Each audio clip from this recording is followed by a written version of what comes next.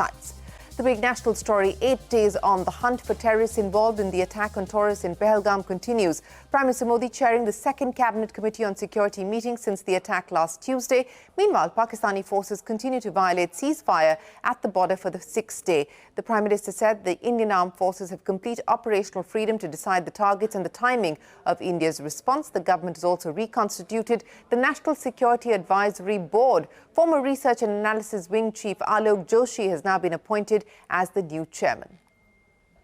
And Parikshit is standing by with more on India's possible response. Parikshit, tell us about the military operations that are currently underway, even as India evaluates its options.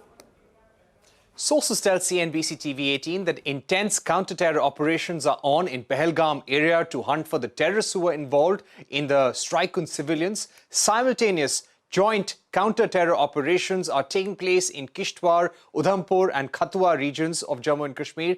India and Pakistani forces fired approximately 1,000 rounds at each other in the span of 1 hour yesterday after Pakistani forces violated the ceasefire at the Pargwal sector in Jammu. This is in the international border.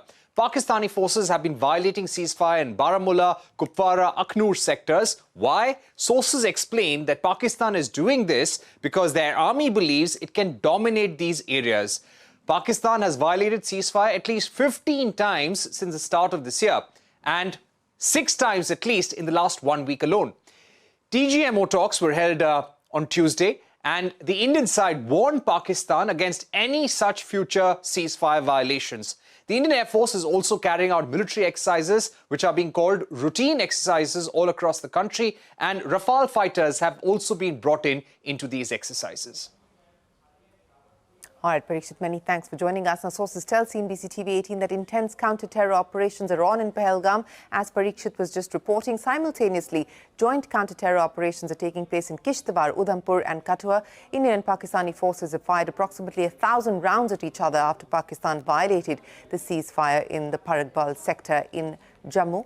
Pakistan forces have been violating ceasefire in Baramulla, Kupwara and Akhnur sectors as well. So that is the latest there as far as the operations on the ground are concerned. The Indian government has also responded to Pakistan Army's statement that India has no evidence of Pakistan's involvement in the Pahalgam attack. Parikshit, let me come back to you with what your sources are telling you on that claim by Pakistan.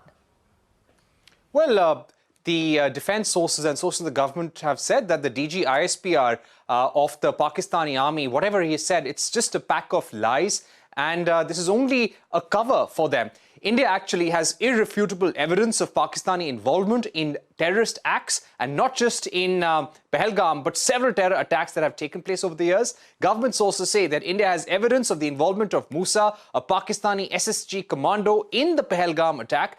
Pakistan has been involved in terrorism not just against India, but also against neighboring Afghanistan. We learned that in the past week, Pakistan has also carried out cyber attacks on Indian Army-related websites, but they have not managed to breach the Indian Army cyber infrastructure. Government sources say that Pakistani army has been involved in coups, election rigging and political intimidation and the Pahalgam attack, and now these cyber attacks show that Pakistan army is not a national army but a terrorist organization. This is the view coming in from top levels in the government. Sources say India has suffered a loss but has maintained restraint so far. India is contemplating next steps from a position of strength and with a lot of international support. All right, Parikshit, many thanks. Now, the Reserve Bank